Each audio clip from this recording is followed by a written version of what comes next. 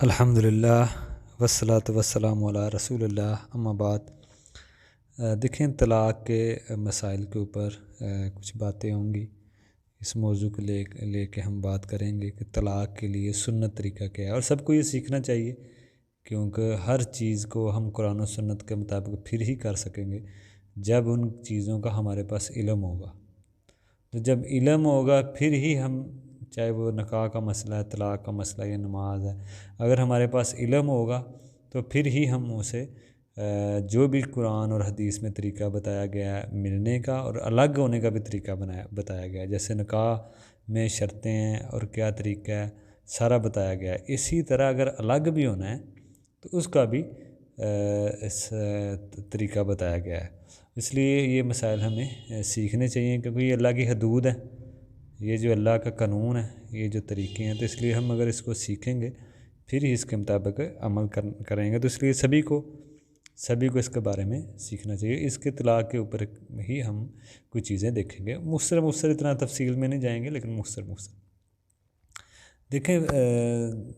रिश्ता ख़त्म करने का जो निकाह वाला रिश्ता है, मियाँ बीवी का, शोहर और बीवी का रिश्ता, ये ख़त्म करने के समझ लें 5 तरीके हैं।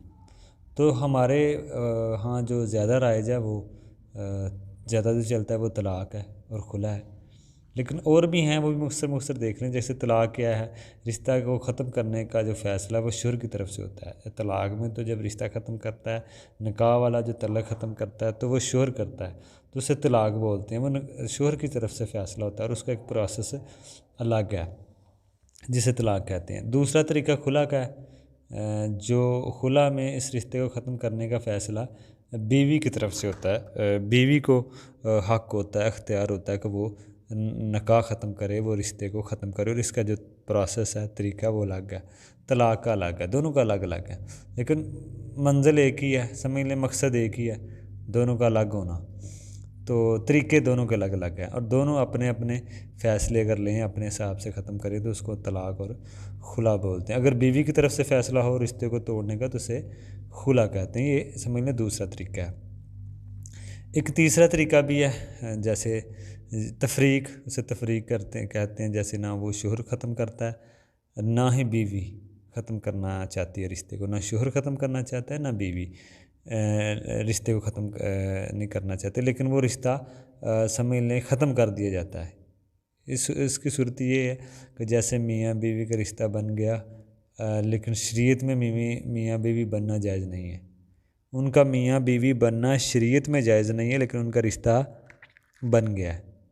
वो क्या शक्लें हो सकती हैं, जैसे रज़ाई बहन भाई हैं, रज़ाई बहन भाई हों और उनको पता नहीं चला, दूध शरीक जो बहन भाई होते हैं उनको पता नहीं चला उनकी शादी हो गई है, तो अब लाजम है कि ये रिश्ते को ख़त्म कर दिया जाए, तफरीक कर दी जाए। तो ये तीसरा तरीका है कि जैसे ये जायज़ नहीं है, कोई अगर रज़ाई भाई रज़ाई बहनें, तो ये आपस में इनका निकाह जायज़ नहीं है। तो अगर किसी ने लाइल्मी में पता नहीं चला कर दिया तो ये ख़त्म किया जाता है रिश्ता, इसे तफरीक बोलते हैं। ये एक तीसरा तरीका है, ये बहुत कम पेश आता है, लेकिन ये तरीके हैं। एक फसक है, निकाह को तोड़ दिया जाता है। ये भी ना शोहर की तरफ से मांग होती है, ना बीवी की तरफ से, लेकिन कोई हादसा पेश आ जाता है तो ये ख़त्म कर दिया जाता है, औरत का निकाह ख़त्म किया जाएगा।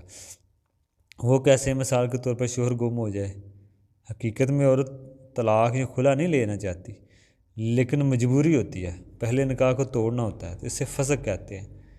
शोहर का बाज़ तो इसमें राय है उलमा की कि शोहर का इंतज़ार किया जाए 4 साल, ठीक है ना, ये भी कराए है। तो ये बहरहाल शोहर का इंतज़ार किया जाता है, अगर वो ना आए तो ये रिश्ता ख़त्म कर दिया जाता है। ये भी एक तरीका है फस्क वाला। इसी तरह एक पांचवा तरीका भी है, लियान जिसे बोलते हैं। मियाँ बीवी इकट्ठे रह रहे होते हैं, अचानक कोई ऐसा मसला बन जाता है, यानी कि समझ लें कि शोहर ने देख लिया बीवी को बुराई करते हुए, बदकारी कर रही है, समझ लें ज़िना कर रही है। तो अगर वो ऐसी चीज़ें शोहर देख ले तो पहले तो माफ़ कर दे तो अलग मसला है, लेकिन ऐसी शक्ल में फिर अगर वो इस्लामी अदालत में अगर जाएगा मसला, तो शोहर बीवी दोनों को कस्में ली जाती हैं। बहरहाल अगर तो बीवी मान जाए कि मैंने ऐसा काम किया, फिर तो मान रही है, ठीक है, नहीं मान रही तो फिर कस्में ली जाती हैं दोनों तरफ से। तो अगर कोई झूठा हो तो उस पर लानत। तो इस तरह फिर इस निकाह को ख़त्म कर दिया जाता है। तो ये हमारे यहाँ तरीक़े हैं निकाह को ख़त्म करने के। लेकिन जो मशहूर तरीक़े हैं दो, वो समझ लें वो खुला और तलाक़ है। ये ज़्यादातर हमारे यहाँ सबसे ज़्यादा तलाक़ का मसला है, तलाक़ के ज़रिए ही इसको ख़त्म किया जाता है।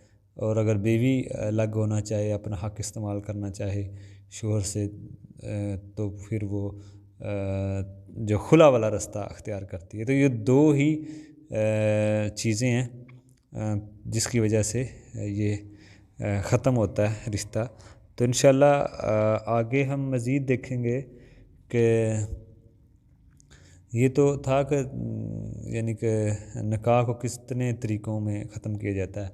आगे इंशाअल्लाह हम देखेंगे तलाक़ के असबाब क्या हैं, क्योंकि बहुत सारी वजूहात है जिसकी वजह से तलाक़ की वजह बन जाती है। वो कौन सी ऐसी वजूहात हैं, कौन से असबाब हैं, वो इंशाअल्लाह हम आगे देखेंगे। अस्सलामु अलैकुम।